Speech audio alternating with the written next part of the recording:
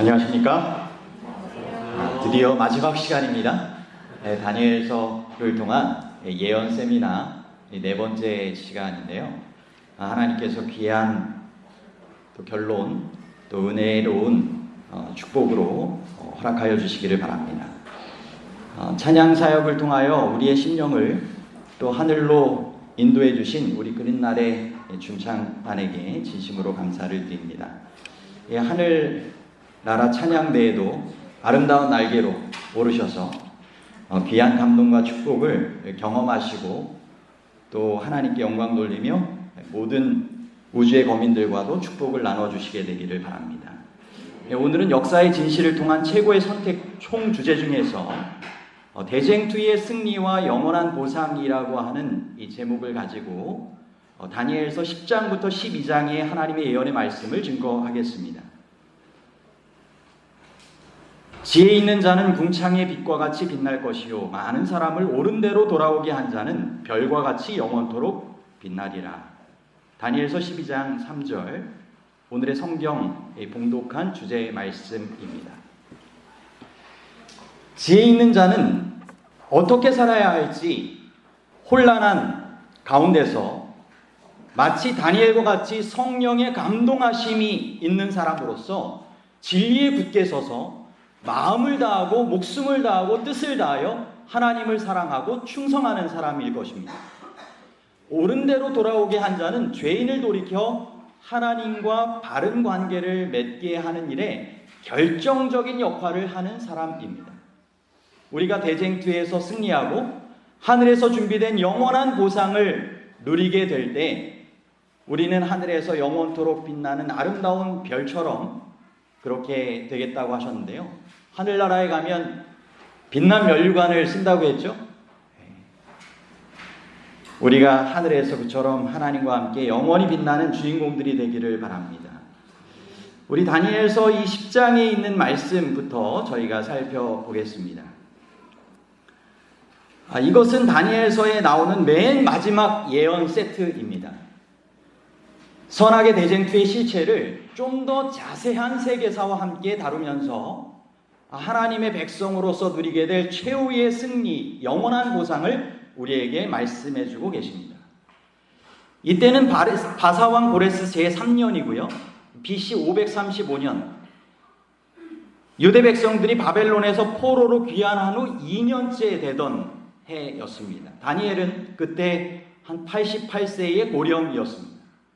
그런데 아직도 3주일씩이나 금식하며 기도드리는 왕성한 신앙생활과 공직생활을 계속하고 있었습니다. 성경 말씀을 읽어보겠습니다. 바사왕 고레스 제3년에 한 일이 벨드사살이라 이름한 다니엘에게 나타나는데 그 일이 참되니 곧 큰 전쟁에 관한 것이라. 다니엘이 그 일을 분명히 알았고 그 환상을 깨달으니라. 그때 나 다니엘이 새 이래 동안을 슬퍼하며 새 이래가 차기까지는 좋은 떡을 먹지 아니하며 고기와 포도주를 입에 대지 아니하며 또 기름을 바르지 아니하니라. 여러분 밑에 성경 말씀 이사야 44장 28절에 고레스에 대한 언급이 있죠. 내 목자라. 그러면서 그가 이 예루살렘이 중건되도록 성전의 기초가 놓여지도록 바벨론에서 포로로 해방되어지는 그 조서를 내릴 것을 이미 150년 전에 성경에 예언하고 계십니다. 이방인의 왕의 이름을 하나님께서 예언을 통하여 쓰시기 위하여 미리 예언하셨고 그 일을 분명히 성취해 주셨던 것입니다. 다니엘은 그런데 포로에서 귀환한 지 2년이 됐음에도 불구하고 여전히 바벨론에 남아있는 유대 백성들이 많이 있었습니다. 여전히 포로 생활이 익숙해 있었던 것처럼 새롭게 정착하는 일에 대한 두려움이 있었습니다. 그리고 고국에 돌아가서도 성전을 재건하지 못하고 자신들의 집 짓기에 몰두하고 있었으며 밖으로부터의 여러 방해가 있었던 것을 보게 됩니다. 그리고 고레스에게도 그런 거짓된 이 고발들이 날라와서 고레스의 마음이 혼란스러운 가운데 유대민족에 대하여 관용 정책을 계속해야 되는지 고민 상태에 빠져 있었습니다. 이때 다니엘은 고령에도 불구하고 하나님의 백성들과 하나님의 성을 위하여 금식하면서 그 장래의 하나님의 영광을 위하여 간절하게 3주일 기도했던 것입니다. 그 결과로 하나님께서 이 큰 전쟁, 선악간의 대쟁투의 마지막 때까지의 예언을 다니엘에게 허락하여 주십니다. 다니엘 10장 4절로부터 6절 말씀에 보면 한 사람이 세마포 옷을 입었고 허리에는 우바스 순금띠를 띠었더라. 또 그의 몸은 황옷 같고 그의 얼굴은 번갯빛 같고 그의 눈은 횃불 같고 그의 팔과 발은 빛난 놋과 같고 그의 말소리는 무리의 소리와 같더라 라고 되어 있습니다. 이것은 마치 요한이 고령의 나이에 가장 늦게까지 생존한 예수님의 제자로서 반모섬에서 유배당에 있을 때 예수님의 계시를 실제적으로 보았던 것처럼 다니엘도 고령의 나이에 하나님의 백성들에 대한 이 장래에 대하여 궁금해할 때 예수님의 존재를 계시를 통한 축복으로 보게 된 것입니다. 다시 한번 하나님께서 친히 약속하신 구원의 계획을 어떠한 상황에서도 이루어 주시겠다라고 하는 보증을 임재를 통하여 확인시켜 주신 것입니다. 그리고 이제는 천사 가브리엘을 통하여 나타나셔서 이렇게 말씀하시죠. 큰 은총을 받은 사람 다니엘아. 시간상 이 뒷부분, 이 강조한 글씨 부분을 읽겠습니다. 두려워하지 말라. 내가 깨달으려 하여 내 하나님 앞에 스스로 겸비하게 하기로 결심하던 첫날부터 내 말이 응답받았으므로 내가 내 말로 말미암아 왔느니라. 다니엘이 금식 기도하는 것을 하나님께서 분명히 귀히 보시고 응답해 주기를 원하셨습니다. 그래서 그 결심하던 첫날에 이미 기도가 응답되어서 자신이 급파되었다라고 하는 것을 확인시켜 준 것입니다. 그런데 그 다음 절에 보면, 그런데 바사 왕국의 군주가 21일 동안 3주 동안 나를 막았으므로 내가 거기 바사 왕국의 왕들과 함께 머물러 있더니 가장 높은 군주 중 하나인 미가엘이 와서 나를 도와주므로 라고 표현되고 있습니다. 현대인의 성경에는 이것을 이렇게 달리 전해주고 있는데요. 페르시아 제국을 지배하고 있는 강한 악령이 21일 동안 내 길을 막았으나 천사장 중에 하나인 미가엘이 와서 나를 도와주었으므로 내가 페르시아를 지배하고 있는 이 악령들을 물리치고 올 수 있었다라고 기록하고 있습니다. 한 성경 신학자는 이 성경절이야말로 성경 가운데 선악의 대쟁투의 역사가 분명하게 기록되어 있는 성경절이다라고 표현했습니다. 예수님께서는 친히 첫날부터 응답하셔서 알려주기를 원하셨고 급파시키셨습니다. 하지만 바사 왕국의 군주가, 결국 사단의 그런 세력들이 그 왕국의 군주들의 마음을 혼란스럽게 하고 방해하면서 그만 그 응답을 다니엘에게 전하지 못하도록 막고 있었던 것이죠. 하지만 가장 높은 군주 중에 하나인 미가엘, 예수님께서 친히 도와주심으로 결국은 악령들을 물리치고 올 수 있었다라고 하는 것을 이야기하는 것을 통하여 하나님의 뜻이 결국 미가엘 예수 그리스도의 도움을 통하여 승리하게 될 것을 이 기도의 응답에서부터 말씀해 주고 계시는 것이죠. 이제 내가 마지막 날에 내 백성이 당할 일을 내게 깨닫게 하러 왔노라. 이 환상은 오랜 후의 일임이라. 앞서 1절에도 언급한 것처럼 이것은 큰 전쟁에 관한 것이라고 그랬어요. 이것은 긴 전쟁이라고 하는 표현이기도 하고 온 우주적인 범위의 선악간의 대쟁투라고 하는 의미이기도 합니다. 20절로부터 21절에 보면 이제 내가 돌아가서 바사 군주와 싸우려니와 내가 나간 후에는 헬라의 군주가 이를 것이라. 오직 내가 먼저 진리의 글에 기록된 것으로 내게 보이랴. 나를 도와서 그를 대항할 자는 너희의 군주 미가엘 뿐이니라. 당장은 이 바사 왕국의 통치자들 사이에서 선악의 대쟁투가 벌어지고 있지만은 곧이어 하나님의 예언의 시간표에 따라서 헬라, 그리스 시대를 통하여 선악간의 대쟁투가 이어지게 될 것을 말씀하시고 그 가운데 여전히 승리하도록 도우시는 군주 미가엘의 역사가 있게 될 것을 말씀하고 계십니다. 이제 10장부터 12장의 서론이 마쳤습니다. 이제 11장 이어지는 본론으로 들어갑니다. 내가 또 메대 사람 다리오 원년에 일어나 그를 도와서 그를 강하게 한 일이 있었느니라 라고 하는 언급으로 시작되는데요. 여러분, 이때는 다니엘이 사자굴에 들어갈지라도 간절하게 목숨을 걸고 기도하던 때였습니다. 그런데 하나님께서 정말 그를 도와서 역사하게 되는 일을 통하여 천사들을 파견하시고 승리하도록 도우셨다는 것입니다. 구원의 역사가 결국 하나님을 통하여 이와 같이 필요한 때에 다니엘에게 임했고 하나님의 백성들에게 임한 것을 이야기를 하고 있고요. 다니엘서 11장의 개요를 간략히 말씀드리면 이렇습니다. 11장 2절은 페르시아 바사 시대 동안에 이스라엘 백성과 지상성소가 겪을 역사를 이야기를 하고요.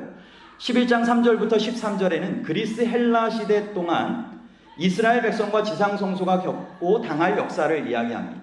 14절로부터 30절은 로마 제국 통치 시대 동안의 이스라엘 백성과 그리스도인들 그리고 지상성소가 당할 일들입니다.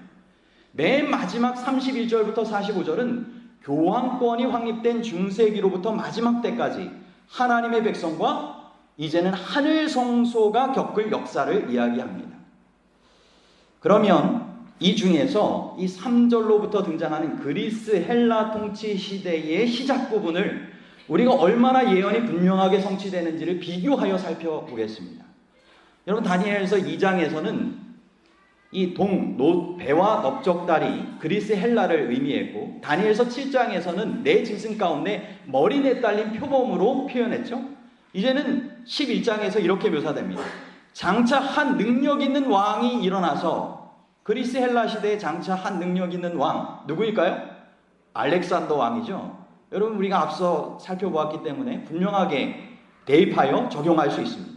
일어나서 큰 권세로 다스리며 자기 마음대로 행하리라. 그러나 그가 강성할 때에 그의 나라가 갈라졌다고 했어요. 요절하게 되는 것이죠. 천하 사방에 나누일 것이나, 이거는 내 장군에 의하여 그 권세가 나누어서 다스려지게 될 것을 이야기하는 것이고요. 그의 자손에게로 돌아가지도 아니할 것이요, 이것은 그의 유복자에게 권세가 전달되지 않을 것을 이야기하는 것입니다. 그 나라가 뽑혀서 그 외에 다른 사람들에게로 돌아갈 것입니다.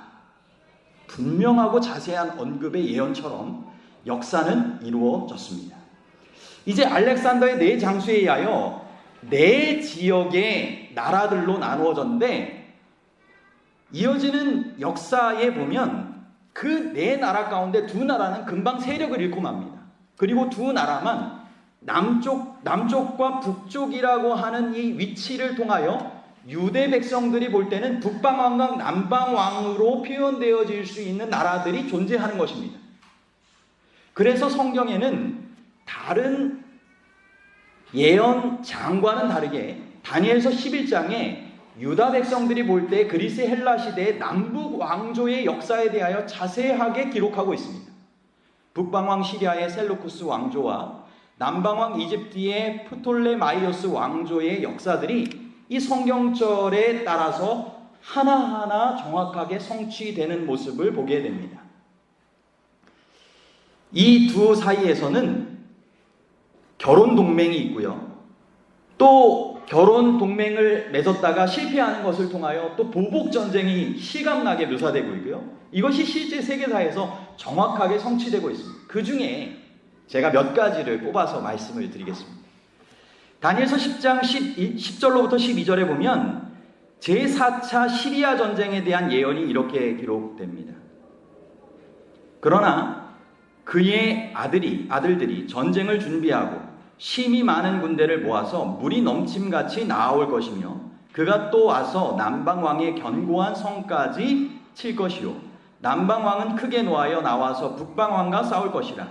북방왕이 큰 무리를 일으킬 것이나 그 무리는 그 남방왕 프톨레마이오스 4세를 얘기합니다. 그의 손에 넘겨준 바 되리라. 그가 큰 무리를 사로잡은 후에 그의 마음이 스스로 높아져서 수만 명을 엎드러뜨릴 것이나 그 세력은 더하지 못할 것이요 라고 되어 있습니다.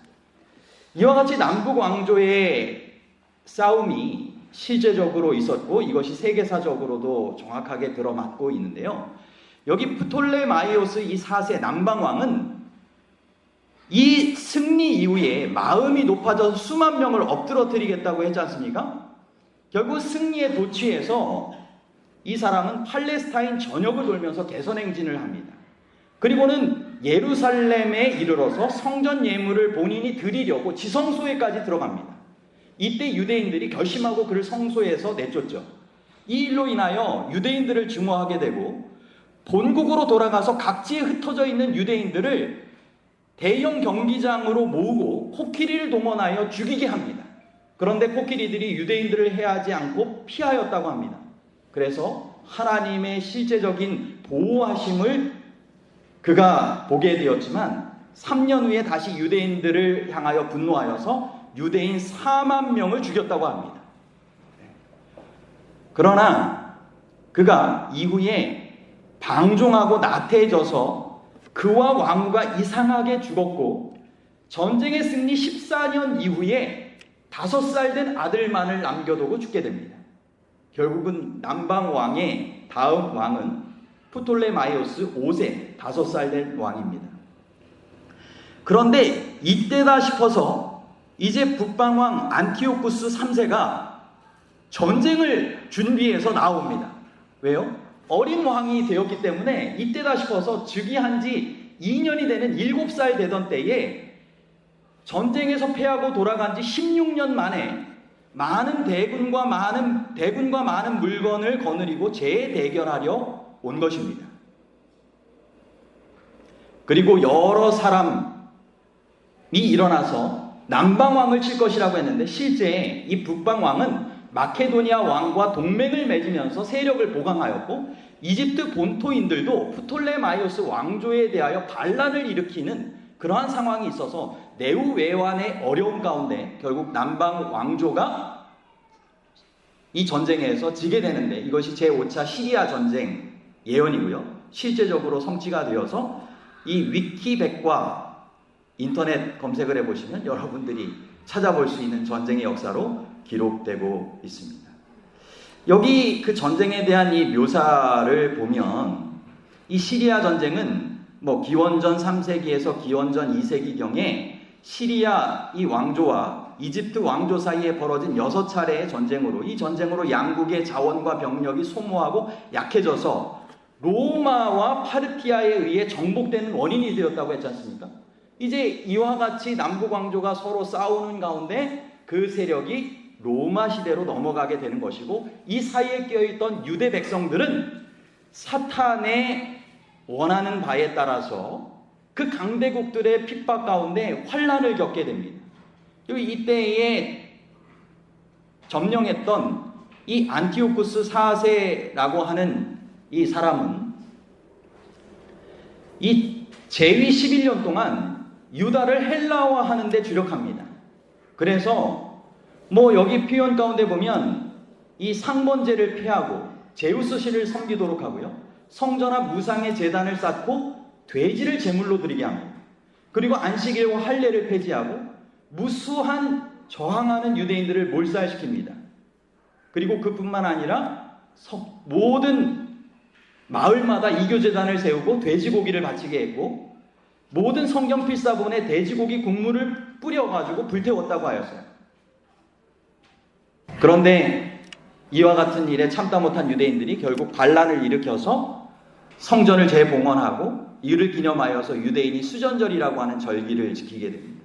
그런데 이와 같은 유대인 말살 정책을 했던 이 안티오코스 4세에 대하여 이 작은 뿔로 해석하는 일부 성경학자들도 있는데, 이것은 합당치 않은 이야기라고 하는 것이, 이 왕은 작은 뿔로 해석될 수 있는 마지막 때의 왕이 아니라 헬라 왕조의 30명 중에 제8대 왕일 뿐이며, 힘이 커진 왕국 로마에 의하여 위축되게 된 왕에 불과하였고, 그의 통치 기간은 2300년간이 아니라 약 3년 10일에 불과했기 때문입니다.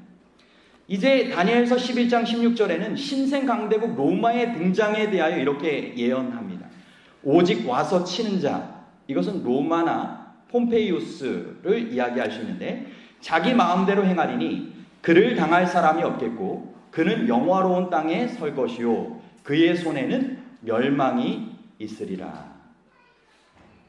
실제적으로 이 안티오쿠스 4세가 이 로마의 특사가 와서 퇴각하라는 명령에 따라서 그만 정복하려고 했던 전쟁에서 순순히 퇴각을 합니다.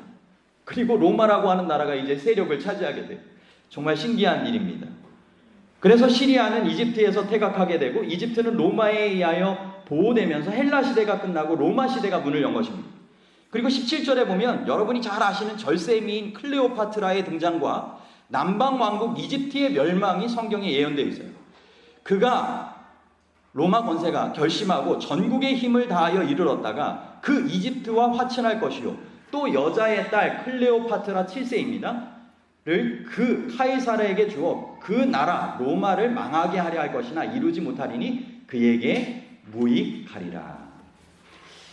이 세계 역사를 통해 보면 그때 로마의 장군인 폼페이우스가 이 카이사르와 대적하고 있었습니다. 그런데 이 카이사르가 이 폼페이우스를 물리치게 되는 사이에 있으면서 이집트까지 내려가게 되고요, 이 폼페이우스가 이집트에서 그만 죽임을 당하게 됩니다. 그런데 이 카이사르가 이집트에 내려갔다가 절세미인 누구를 만난 거예요? 이 동생과 왕권을 겨루고 있었던 이 클레오파트라를 만나고 그와 결혼하게 됩니다. 그리고 이 카이사르는 이 여자에 의하여 좀 마음이 혼란해지는 가운데 결국은 나중에 로마로 돌아와서 암살당하게 되고요. 그래서 이 남편에 의하여 더 큰 이 욕망을 가졌던 이 클레오파트라의 계획도 수포로 돌아가서 얼마 후 로마까지 따라갔다가 이집트로 다시 도망쳐 와서 독사에 물려 자살하게 되는 비극으로 클레오파트라의 운명은 맞춰지게 됩니다. 이것이 성경의 예언처럼 분명히 기록되고 있고요. 이제 카이사르가 로마로 가면서 암살당하면서 브루투스 너까지도 이야기했던 그 암살 장면이 성경에 이렇게 예언되어 있습니다. 그 화친한 후에 그 카이사르가 그의 얼굴을 바닷가로 돌려 많이 점령할 것이나, 이것은 이제 이 이집트에 머물면서 클레오파트라와의 사랑에 빠져 있는 동안 해변 나라들에서 이제 반란을 일으킵니다. 그래서 이 카이사르가 로마로 다시 돌아가면서 그 반란군들을 다시 점령하고 폼페이우스를 지지하는 세력들을 물리치게 되는 정복의 모습이 이렇게 묘사되고 있고요.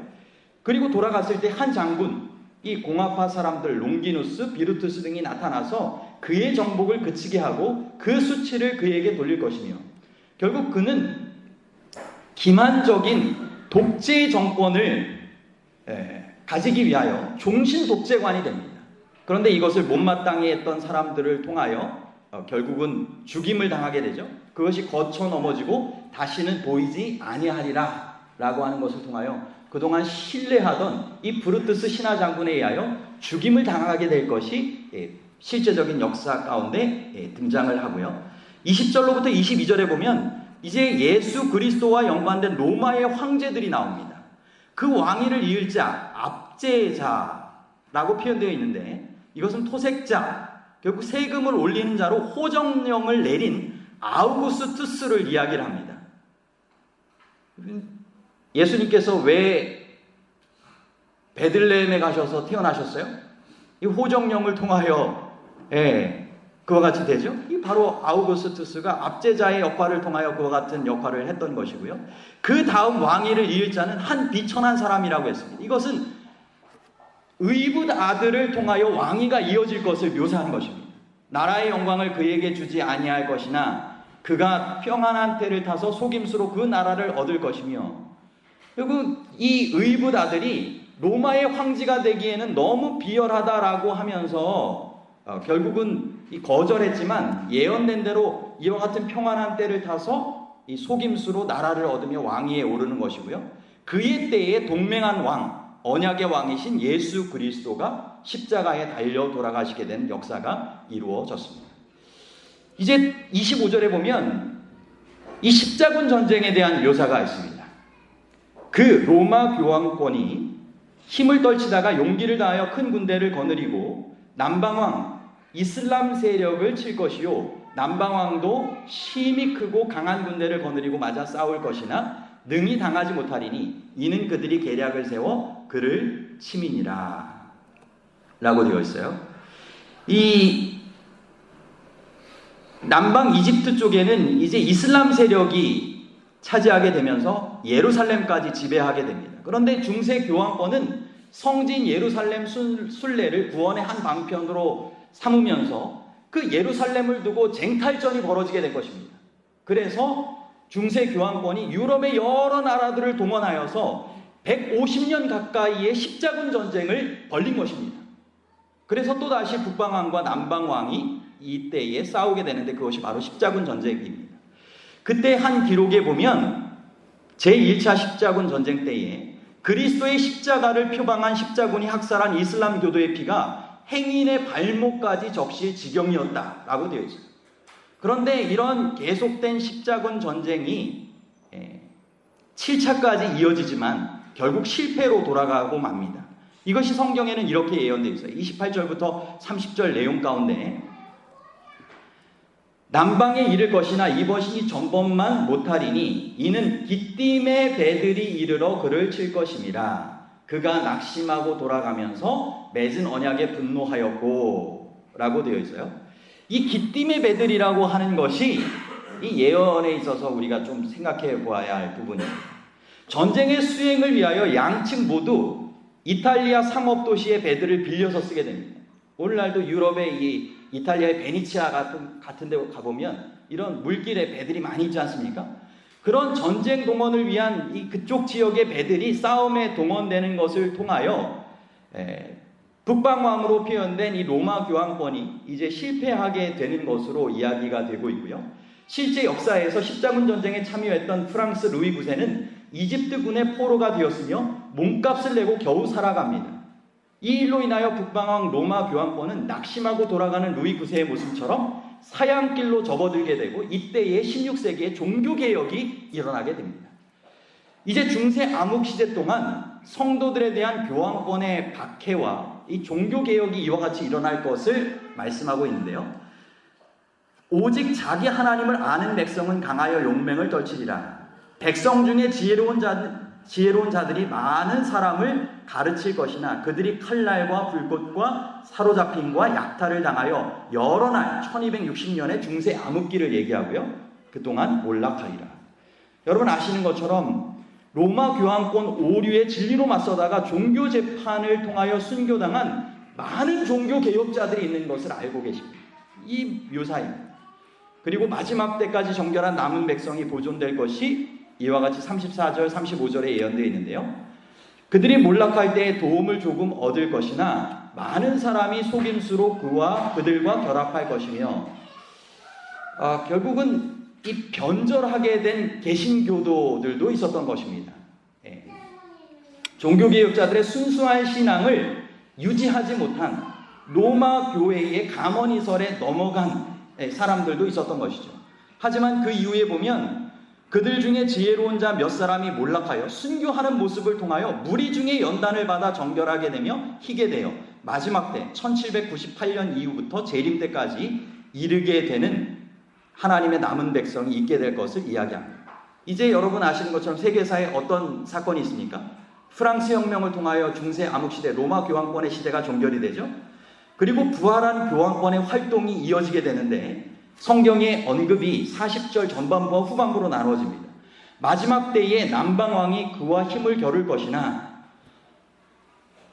이것은 무신론으로 점철된 프랑스 혁명을 통하여 북방왕 교황권이 몰락하게 될 것을 묘사하는 것이고요.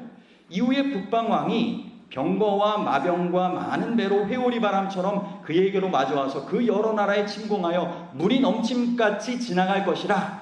이것은 다시 부활한 교황권으로 인하여 공산주의도 몰락시키면서 점점 왕성하게 점령하게 될 것을 이야기를 하고 있어요. 이어지는 내용 가운데 보면 그가 여러 나라에 그의 손을 펴리니 애굽 땅도 면하지 못하리라 라고 했어요. 애굽은 남방왕으로 표현되기도 하는 나라로서 반교황권 세력을 나타냅니다. 결국 온 세상이 이상히 여겨 그를 따르는 실제적인 모습을 성경이 예언하고 있는 것인데 이것이 실제적으로 어떻게 성취됐느냐?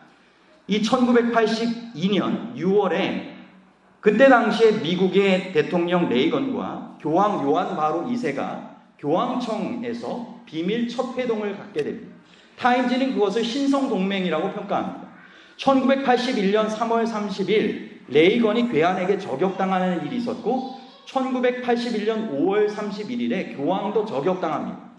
똑같이 두 사람이 동맥을 불과 몇 밀리미터 비껴두고 살아나게 됩니다.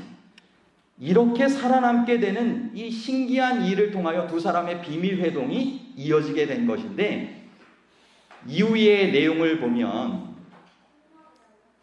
총격 사건이 조작된 것이라고 하는 것이 밝혀졌습니다. 조선일보 1994년 8월 8일자에 그와 같은 것이 실려 있어요. 지난 81년 교황 요한 바로 2세의 저격 사건은 교황청 고위 인사들이 지시한 것이며 교황청의 관리들이 총을 쏘되 죽이지 말도록 지시했음이 밝혀졌다. 그 배후에 대하여 또 다른 추측들도 있지만 교황은 자기의 저서에서 죽기 전에 뭐라고 언급했냐면 암살자가 아니라 다른 누군가가 저격을 계획했다라고 그 배후가 있음을 분명히 밝혔습니다. 그리고 나서 1984년 교황청과 미국의 공식적인 국교 수립이 있게 됩니다. 그리고 미국이 실제적으로 교황의 부족한 여러 세력들을 도와주는 역할을 통하여 공산주의를 무너뜨리고 그와 같이 세계의 패권을 차지하게 되는 모습을 보게 되죠. 실제적으로 요한계시록 13장 12절에 등장하는 것처럼 처음 짐승에게 경배하기 아니 곧 죽게 되었던 상처가 나은 자니라. 이 미국을 통하여 로마 교황권이 다시 한번 죽다 살아난 존재가 되어서 재기하게 될 것을 이야기를 하고 있는데요. 여러분, 교황권이 얼마나 지금 왕성하게 부활하여서 활동하고 있느냐. 부작용으로 폐지되었던 이 예수의 제수이트를 부활시킵니다. 이 제수이트는 이 종교개혁이 일어났을 당시에 개신교도들을 멸절시키기 위하여 로마 교황청에 반대하는 사람들은 몰살시키기 위하여 이 종교재판을 통하여 무참히 이렇게 활동했었던 이 반개신교 운동단체입니다. 그리고 이후에 교황 피우스 11세가 이탈리아 정부를 지지해주면서 1929년에 이탈리아 당시의 무솔리니와 라테란 조약을 체결합니다.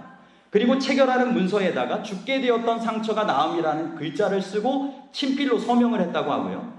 교황령 바티칸을 다시 찾습니다.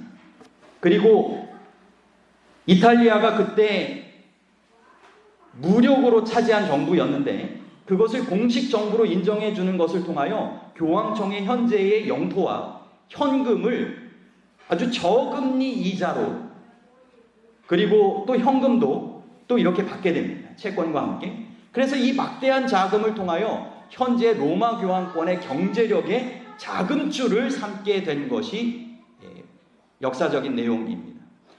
현재 로마 교황권은 이 우리나라 경복궁 면적과 비슷한 나라이지만 세계에서 국가적으로 승인받은 가장 영토가 작은 국가이지만 인구 800명에 불과한데도 불구하고 전 세계 13억의 카톨릭의 신자들을 지배하며 이중국적을 통하여 가장 큰 국격을 유지하고 있습니다. 그리고 이 전 세계 183개국과 수교를 맺고 있죠. 그리고 아시는 것처럼 어느 나라에 가든지 평화의 사도로 정치의 문제든 어떤 문제든 다 관여하는 그 놀라운 역할들을 하고 있는 것을 보게 됩니다. 여러분, 이 키로라고 하는 이 표시 보셨습니까? 천주교 성당이라든지 이런 모양이 이렇게 새겨져 있는 것입니다. 그런데 이 배경 가운데 보면 이 콘스탄티누스가 전쟁 중에 이 증표 표시로 이기리라고 하는 꿈을 꾸게 됩니다. 그리고는 이 전쟁 중에 이기게 돼요. 그래서 이 사람이 이후에 정치와 종교를 통합하기 위하여 활동을 하게 됩니다. 기독교를 공인하고 그러면서 일요일 휴업령을 선포하고요. 우상을 숭배하면서 이교의 문화를 교회 안으로 다 들여옵니다. 그리고 이 문의는 이 천주교회의 문의로 이후에 이제 중세 이후에 다시 쓰이게 됩니다. 여러분, 이 증표 표시로 이길이라고 하는 이 모양을 통하여 마치 콘스탄티누스가 꿈꿨던 것처럼 정치와 종교를 통합시켜서 세계를 정복하고자 했던 그 뜻이 오늘날도 천주교회를 통하여 일어나고 있는데 그것이 바로 에큐메니칼 운동이라든지 세계 종교 통합 운동이라든지 아니면 여러 그런 활동들을 통하여 이루어지고 있는데요. 2015년 9월 타임지 표현에 보면 새로운 로마 제국이 종교의 색깔을 띠고 강력하게 등장했다. 앞으로 더욱 활동하게 될 것이라고 분명하게 분석하고 있습니다. 이런 국방왕, 부활한 교황권의 마지막 시도와 운명이 성경에 이렇게 예언되어 있어요. 그러나 동북에서부터 소문이 이르러 그를 번민하게 함으로 그가 분노하여 나가서 많은 무리를 다 죽이며 멸망시키고자 할 것이요. 그가 장막궁전을 바다와 영화로운 거룩한 산 사이에 세울 것이나 그의 종막이 이르리니 도와줄 자가 없으리라. 여러분, 동북으로부터 오는 소문은 무엇을 의미할까요? 예수님의 이 재림에 대한 이 소식과 새 천사의 기별이 전해지게 되는 이 마지막 시대적인 하나님의 기별이 선포되는 것으로 우리가 살펴볼 수 있습니다. 그리고 이 진리 안으로 돌아오게 되는 사람들이 있게 되고 그가 마지막 이 전쟁을 일으키기 위하여 장막궁전을 세우지만 실패하게 될 것을 여기 예고하고 있는 것입니다. 다니엘서 12장에 가보면 그때에 내 민족을 호위하는 큰 군주 미가엘이 일어날 것이요 미가엘 예수님 나타내는 거 아시죠? 또 환란이 있으리니 이는 개국 이래로 그때까지 없던 환란이라. 이것은 야곱의 환란을 나타냅니다. 그때 내 백성 중에 책에 기록된 모든 자가 구원을 받을 것이라. 생명책에 이름이 기록된 자, 죄책에서 그 이름이 지워진 자들은 이름이 구원을 받게 될 것을 얘기하고 있고요. 많은 사람이 깨어나 영생을 받는 자도 있겠고 수치를 당하여 영원히 부끄러움을 당할 자도 있을 것이라. 이 특별 부활을 통하여 영생을 얻는 자도 있겠고 예수님을 찌른 것을 한탄하면서 멸망에 처하게 될 로마 병사들과 그와 같이 대적했던 자들이 있을 것을 이야기를 하는 것입니다. 선악의 운명이 결국 그 선택에 따라 달라지는 것이죠. 이 12장 4절, 6절로부터 이 9절에 보면 이 마지막 때에 대한 언급이 있습니다. 그리고 마지막 때에 대한 근거는 한때와 두때와 반때와 관련된다라고 하는 것을 알게 되고 그때에 이루어지는 징조는 많은 사람이 빨리 왕래하며 지식이 더하리라라고 하는 것을 통하여 우리가 해석해 볼 수 있죠. 여러분 아시는 것처럼 빨리 왕래하며와 지식이 더하리라고 하는 것은 이 1798년 한때, 두때, 반때가 끝나는 그때 당시에 일어난 교통수단의 급진적인 발달과 지식의 급격한 증가를 통하여 분명하게 성취된 것을 우리가 알게 됩니다. 그런데 왜 이와 같이 교통수단이 빨리 왕래할 수 있도록 되고 지식이 더하게 되는 것이 마지막 때에 대한 징조로 분명하게 성취됐을까요? 이것은 하나님의 마지막 때에 대한 분명히 깨달은 기별을 빨리 왕래하고 지식이 더하는 것을 통하여 전하도록 하나님께서 발명시키셨고 활용하기를 원하시는 뜻이 있는 것입니다. 여러분 우리에게 있어서 마지막 때에 대한 기별의 해석을 우리가 알게 되었다면 이것을 이와 같은 하나님의 뜻에 따라 증거하라는 것입니다. 다니엘서에 보면 2300주야에 포함된 1260일 예언까지만 저희가 알고 있는데 이제 1290일과 1335일에 대한 기록이 있어요. 다니엘은 늘 환상에 대한 묘사를 먼저 하고 그 환상의 내용과 관련된 기간을 다시 반복하여 설명합니다. 그래서 이것은 새로 등장한 예언이 아니라 앞서 등장한 것과 관련된 예언임을 알게 됩니다. 그렇다고 하면 매일 드리는 제사를 피하며 멸망케 할 가증한 것을 세울 때부터 1290일이 지낼 것이라고 했지 않습니까? 근데 이것은 로마 교황권의 세력이 1260년 동안 활동했던 내용과 같습니다. 이것이 한때 두때 반때 1798년의 프랑스 혁명을 통하여 맞춰져야 되잖아요. 그것을 통하여 살펴보게 되면 그 기산점이 1290년 전인 508년이 됩니다. 그럼 508년은 어떤 해였는가? 로마 교황권이 처음으로 이 서고트족을 물리치면서 이 교황권이 득세하게 된 승리의 시작점을 이야기를 합니다. 그리고 1335일까지 기다려서 이르는 자는 복이 있으리라. 이것은 이 마지막 때에 2300주야의 끝으로 표현된 바로 1843년에서 1844년 그때까지 이르게 되는 사람은 복이 있을 것이다 라고 하는 것으로 우리가 정확하게 예언 해석을 볼 수 있는 것입니다. 이제 마치면서 다니엘서 12장 3절로부터 3절 13절 말씀 다니엘에게 주신 하나님의 마지막 보증의 말씀을 읽고 마치겠습니다. 지혜 있는 자는 궁창의 빛과 같이 빛날 것이요 많은 사람을 옳은 대로 돌아오게 한 자는 별과 같이 영원토록 빛나리라.